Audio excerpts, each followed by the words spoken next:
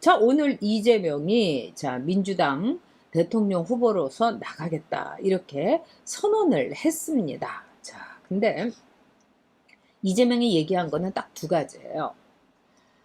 기본소득 하겠다. 두 번째, 억강 약부예요. 억강부약입니다. 아이고, 제가 잘못 썼네요. 억강부약. 억강부약이 뭐냐? 억가하는 게 아니라 억강. 강한 사람은 억누르고 그 다음에 약한 사람은 띄워주겠다. 부약이었어요. 자, 이게 어떻게 보면은 뭐 좋은 일이지 이렇게 할 수 있지만 참 무서운 발언입니다. 여러분. 즉 누구나 똑같이 말하자면은 부자들의 낙원은 가난한 자의 피눈물로 만들어진 거다. 그 얘기하고 괴를 같이 하는 거죠. 소름 쫙 끼치죠. 그래서 우리가 그렇게 부유하고 강한 사람들일까요? 하지만 우리가 사는 이 세상은요, 부유한 사람도 있어야 됩니다. 그리고 홍준표가 말한 대로 부자에겐 돈 쓸 기회를 주고 가난한 사람에게는 부자가 될 수 있는 기회를 줘야 되는 거예요. 근데 지금 저 문재인 정부는 사다리를 치운 거 아닙니까? 근데 이재명이는 더 소름이 쫙 끼치는 거죠. 국가의 이름으로, 대통령의 이름으로 강한 자는 억누르고 약한 자는 띄워주겠다. 이게 약한 자에게 좋은 일일까요? 그러면 약한 자는 기본소득을 더 많이 주면서 약한 자는 그냥 앉아서 먹고 살게 해주고 부자들은 강탈을, 세금이란 이름으로 강탈을 하겠다는 이 얘기 아닙니까? 지금 이제 전초전을 이 문재인 정권에서 했다고 치면은요, 이 이재명이 대통령이 만에 하나라도 된다면은 본격적인 메인 게임에 들어가는 겁니다.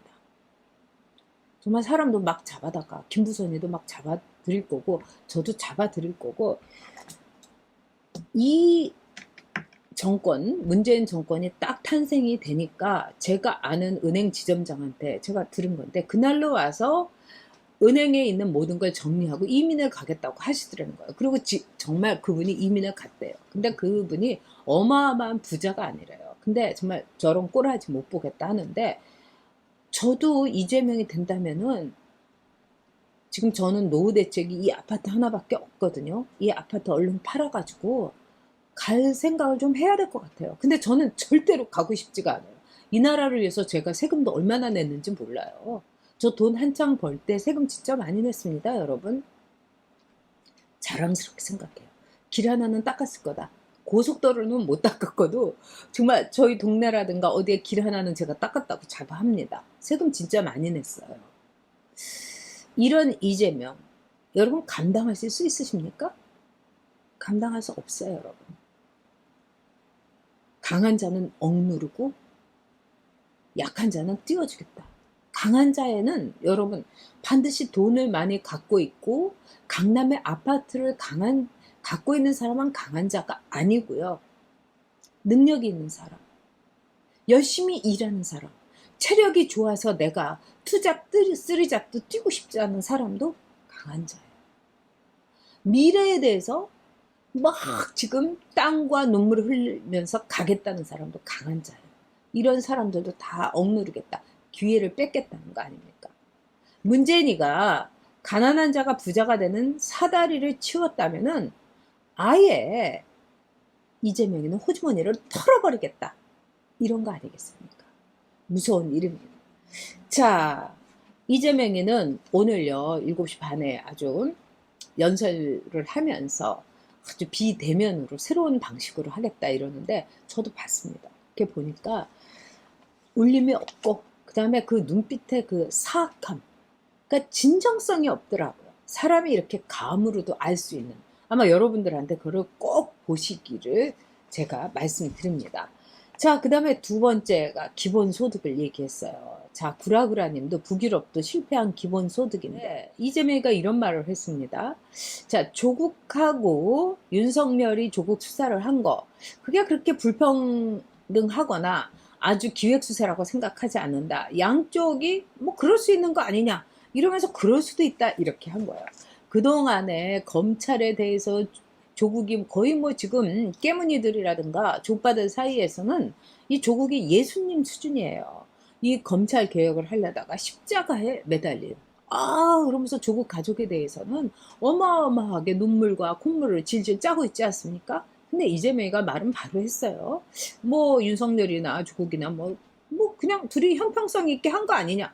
이래가지고 이제 완전히 뒤집어져가지고 이 말하자면은 그야말로 윤석열이 엄청나게 조국에 대해서 애정과 그 치근함을 갖고 있는 사람들이 이재명 못 믿겠다 이러면서 간 곳이 추미애라는 겁니다. 그래서 추미애 지지율이 점점 오르고 있대요. 재밌지 않습니까? 거기다가 또 이재명이 뭐라고 했습니까? 검찰의 수사권을 박탈하는 거는 아직 시기상조인 것 같다. 이것도 바로 본 거예요. 자기가 이제 변호사였고 이러니 경찰과 검찰의 수준 다 알 거 아닙니까? 경찰만의 이 수사권으로 어떻게 정말 비리를 잡고 정말 나쁜 놈들을 응징을 하겠어요. 그런 점에서 검찰의 수사권을 뺏는 거는 시기상조다. 이랬더니 또 부르르 이제 이 대깨문들이 나서가지고 또 믿을 거는 추미애밖에 없다. 이렇게 돼갖고 추미애 지지율이 올라가고 있답니다.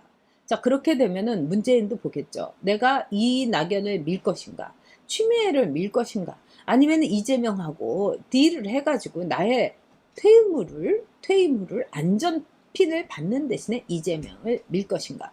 이 세 가지 옵션이 문재인에게 있어요. 이 문재인이 말하자면은 키를 갖고 있는 겁니다. 제가 보기에는 이재명으로 밀지 않을 것 같아요. 바둑이가 빨리 재판이 돼야 되는데 이게 안 돼가지고 그게 초조하긴 한데, 그러면 이낙연과 추미애인데 문재인은 이낙연은 밀지 않을 겁니다. 이낙연은 어떤 점에서는 김원웅이 같아요. 자, 이낙연하고 여러분 윤석열하고 붙여보세요. 광주에서요, 이낙연 밀 것 같아요? 안 그렇습니다. 광주에서 굉장히 윤석열 지지도가 20%나 나오고 있어요. 자, 윤석열은요, 전두환 대통령은 그 당시에 전두환은 사형을 시켜야 된다. 이렇게 모의 재판을 해갖고 도망 다녔던 사람이에요. 근데 이낙연은요, 본인도 이제 사죄를 한다 하지만, 위대한 전두환 대통령님, 전 세계가 전두환 대통령님에 대해서 감동을 하고 이러면서 자기가 시론을 써서 그거는 빼도 박도 못해요. 그거 하나 딱 이제 전라도에다가 돌리면은 판이 달라질 수도 있어요. 그러면 호남을 믿어야 되는데 과연 호남에서 끝까지 이낙연이 롱런할 수 있을까? 이거 아마 지금 보고 있을 거예요.